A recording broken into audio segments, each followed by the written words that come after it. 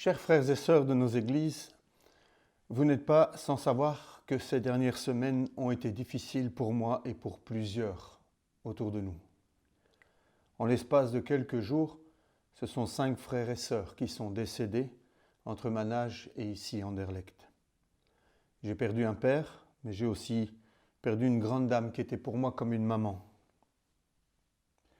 Ils sont partis soudainement, sournoisement, sans qu'on puisse leur dire au revoir. Et tout cela amène beaucoup de pourquoi.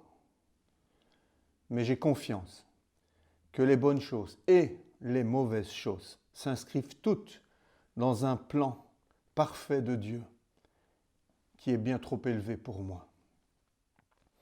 Est-ce que nous ne répétons pas souvent à ceux qui sont dans les difficultés ce verset bien connu, « Toutes choses concourent au bien de ceux qui aiment Dieu ». Le moment est venu pour toi et moi, qui pleurons, de croire que ce verset s'applique aussi à nous.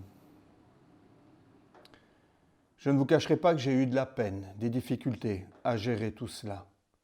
Mais grâce à vos prières, à vos encouragements, à tous ces petits mots que vous avez envoyés, Dieu m'a réconforté et consolé.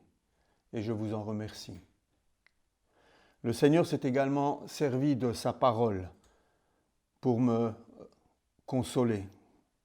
Voici le texte que le Saint-Esprit a utilisé. Nous allons le lire ensemble. Vous serez peut-être surpris par ce texte. On le trouve dans le 2e livre de Samuel au chapitre 12, à partir du verset 13. Je lis ce texte. 2 Samuel, chapitre 12, à partir du verset 13. L'histoire se déroule au moment où David a chuté, péché avec Bathsheba, et où Nathan est venu le reprendre. On lit au verset 13. David dit à Nathan, « J'ai péché contre l'Éternel. » Nathan lui répondit, « L'Éternel pardonne ton péché, tu ne mourras pas. Cependant, parce que tu as fait blasphémer les ennemis de l'Éternel en commettant cet acte, le fils qui t'est né mourra. » Nathan retourna chez lui. L'Éternel frappa l'enfant que la femme d'Uri avait donné à David, et il fut gravement malade. David pria Dieu pour l'enfant et jeûna. Lorsqu'il rentra, il passa la nuit couché par terre. Les responsables du palais insistèrent auprès de lui pour qu'il se relève, mais il refusa et il ne mangea rien avec eux. Le 7e jour, l'enfant mourut. Les serviteurs de David avaient peur de lui annoncer que l'enfant était mort, car ils se disaient, « Lorsque l'enfant était encore vivant, nous lui avons parlé et il ne nous a pas écoutés. Comment oserons-nous lui dire que l'enfant est mort ? Il réagira mal. » David s'aperçut que ses serviteurs parlaient tout bas entre eux et comprit que l'enfant était mort. Il leur demanda, « L'enfant est-il mort ?» Ils répondirent, « Il est mort. » Alors David se releva, il se lava, se parfuma et changea d'habit. Puis il se rendit dans la maison de l'Éternel et s'y prosterna. De retour chez lui, il demanda qu'on lui serve à manger et il mangea. Ses serviteurs lui dirent, « Que signifie ta façon d'agir ? Tant que l'enfant était vivant, tu jeûnais et tu pleurais. Maintenant qu'il est mort, tu te relèves et tu manges. » Il répondit, « Lorsque l'enfant était encore vivant, je jeûnais et je pleurais, car je me disais, qui sait ? Peut-être l'Éternel me fera-t-il grâce et peut-être l'enfant restera-t-il en vie. Maintenant qu'il est mort, pourquoi jeûner ? Puis-je le faire revenir ? C'est moi qui irai le retrouver, mais lui ne reviendra pas vers moi. » David consola sa femme Bathsheba et il alla vers elle et coucha avec elle. Elle mit au monde un fils qu'elle appela Salomon et que l'Éternel aima. Peut-être que vous êtes surpris par ce texte. Pourtant, le Saint-Esprit s'est servi de ce texte. Il m'a rappelé cette histoire, je suis allé la chercher, je ne savais plus où elle était. Je l'ai relue et j'ai eu la conviction que Dieu me parlait, que Dieu voulait me parler. Voici quelques réflexions qui m'ont choqué à la lecture de ce texte. D'abord, Nathan dit à David, « Tu vivras, mais l'enfant va mourir. » Au travers de Nathan, le prophète, Dieu dit à David, l'homme selon son cœur, qu'il est pardonné, mais que l'enfant va mourir. Dans l'état où je me trouvais, j'ai trouvé cela choquant, révoltant même. Le coupable vit et l'innocent meurt. Vous y comprenez quelque chose, vous? Moi pas. Dans mon cœur, je me disais avec colère, pourquoi elle? Elle est si aimée, si utile, si exemplaire, si aimante avec les autres. Et on pourrait allonger la liste des si. Nous aurons l'occasion de le faire dans d'autres circonstances. Pourquoi pas un tel ou une telle qui prie pour mourir, qui prie pour te rejoindre, qui prie pour partir? Pourquoi? Il y a beaucoup de choses que nous ne comprenons pas dans ces jours que nous traversons, mais nous pouvons poser des questions au Seigneur. En fait, je vivais un conflit entre ma conception de Dieu et la réalité vécue. J'étais remis en question sur ma compréhension de qui est Dieu. Est-ce que je le connais vraiment finalement? Une deuxième réflexion, le texte dit « Le Seigneur envoie une maladie à l'enfant ». Je trouvais cela encore plus choquant. Dieu envoie une maladie sur un enfant innocent. Mais mon Dieu ne ferait jamais une chose pareille. Je suis ébranlé dans ce que je crois connaître et comprendre de Dieu. Comment concilier ce que je comprends de la bonté et de l'amour de Dieu avec Dieu envoie une maladie sur l'enfant? C'était pas facile. Une troisième réflexion, alors David, comme nous, supplie, prie, jeûne. David s'arrête littéralement de vivre. Pendant toute une semaine, il supplie, il s'humilie, il jeûne.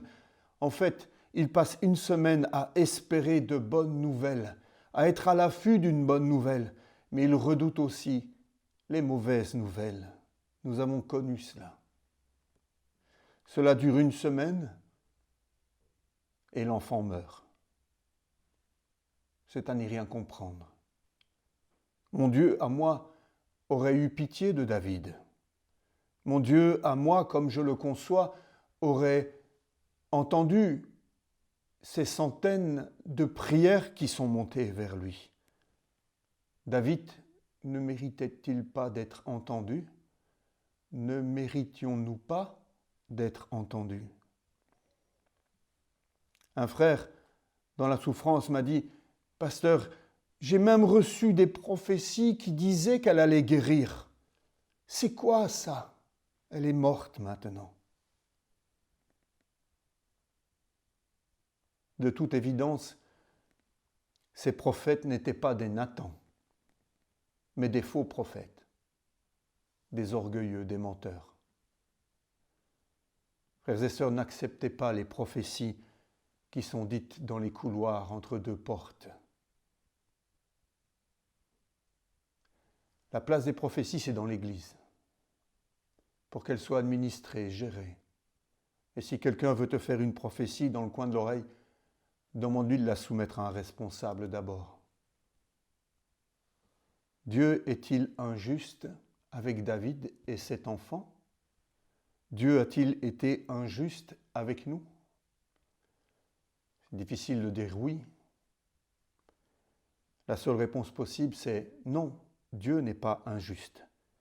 Mais je crois que c'est ma compréhension de la justice de Dieu qui en prend un coup et qui pose problème. En réalité, j'arrive au constat que je ne sais rien. J'arrive au constat que je suis présomptueux de croire que je peux saisir la pensée de Dieu. Lorsque nous perdons un bien-aimé, lorsque nous perdons un juste, nous trouvons que c'est une mort injuste. Mais peut-être que de l'autre côté de la tapisserie, le départ de ce juste s'appelle une naissance, une victoire, une réussite, un couronnement. Quatrièmement, après le décès, évidemment, il y a les pleurs. Comment lui dire? Que lui dire? Comment va-t-elle réagir à cette terrible nouvelle? On est ébranlé. Il faut l'annoncer, mais comment? Nous ne savons pas quoi dire. Et nous sommes confrontés à un constat brutal et douloureux. Et oui, Dieu n'exauce pas toujours les prières, en tout cas pas comme nous l'attendons. Et je découvre là la nature indomptable de Dieu. Nous ne pouvons pas le contrôler, par quelque moyen que ce soit, même pas par nos bonnes actions et notre bonne conduite. Dieu ne nous doit absolument rien, frères et sœurs. Souvent, nous tentons de le manipuler, nous essayons de l'acheter, nous essayons de l'épater, on veut le dompter, on veut même conseiller Dieu par moments. Mais si tu arrives à faire cela, sache que ce n'est pas le vrai Dieu que tu domptes, mais le petit Dieu que tu t'es fabriqué, parce que le vrai Dieu est indomptable. Le lombric peut-il comprendre ce que fait le jardinier? L'arbrisseau peut-il conseiller le bûcheron sur son travail? Est-ce que le stylo peut prendre la main sur l'écrivain? Est-ce que moi, je peux conseiller Dieu et remettre en question ses choix? Non. Je suis obligé de reconnaître que je ne suis qu'un ver, une faible plante, un simple serviteur. Et puis, cinquièmement, nous réalisons que David, l'homme selon le cœur de Dieu, connaît Dieu bien mieux que moi, bien mieux que nous. Mon fils est-il mort? Demande-t-il. Oui, il est mort, c'est la réponse. Et là, contre toute attente, David se relève là où nous nous écroulons. David se reprend en main là où nous nous laissons aller. David va même jusqu'à adorer Dieu là où je me révolterai. David se met à manger là où je perdrai tout appétit. Ses serviteurs ne comprennent rien, et nous non plus, n'est-ce pas? David, que fais-tu? En vie, tu jeûnais et pleurais, maintenant qu'il est mort, tu te relèves et tu manges. C'est la logique de David, l'homme selon le cœur de Dieu. David avait compris que le jeûne et la prière n'étaient pas des instruments pour forcer la main de Dieu, mais étaient une démonstration de sa soumission et de sa dépendance à la volonté de Dieu. Cette semaine de jeûne et prière n'ont pas fait changer Dieu d'avis, mais ont mis David dans les bonnes conditions pour recevoir et accepter la réponse de Dieu. Quand l'enfant vivait, ma prière, mes pleurs pouvaient servir à quelque chose, dit-il. Maintenant qu'il est mort, à quoi sert tout cela? Ma seule consolation, c'est que moi j'irai vers lui, j'irai vers elle. Ça devient la motivation de David. Aller vers lui, aller vers elle. Et une fois que le deuil est fait, David pense aux vivants, pense à ceux qui restent. La fin de cette histoire nous montre un David qui prend soin de Bathsheba, de celle qui reste. Un David qui prend soin de ceux qui sont vivants autour de lui. Il console sa femme. Il ne reste pas prisonnier de son chagrin, mais il va vers celle qui a perdu un fils pour prendre soin d'elle. C'est une étrange histoire, une histoire troublante. Et peut-être que ce que je vous ai raconté vous a troublé aussi. Frères et sœurs, nous vivons des temps difficiles. Et mon intime conviction, c'est que d'autres temps difficiles vont suivre. Et le moment est venu d'abattre nos idoles, ces moules dans lesquels nous voulons faire entrer Dieu. Le moment est venu pour réaliser que ce Dieu-là, le vrai Dieu, est bien trop grand pour tenir dans les moules que nous lui fabriquons. Le Seigneur déclare dans Ésaïe chapitre 55, versets 8 à 9, « Vos pensées ne sont pas mes pensées, mes façons de faire ne sont pas les vôtres. Il y a une grande distance entre mes façons de faire et les vôtres, entre mes pensées et vos pensées. Elle est aussi grande que la distance entre le ciel et la terre. Je ne peux comprendre l'infini, moi qui suis fini. » À Job, au chapitre 38, Dieu va essayer de lui faire comprendre en lui disant « Où étais-tu quand j'ai fondé la terre ? Déclare-le puisque tu es si intelligent. » Nous sommes comme Job.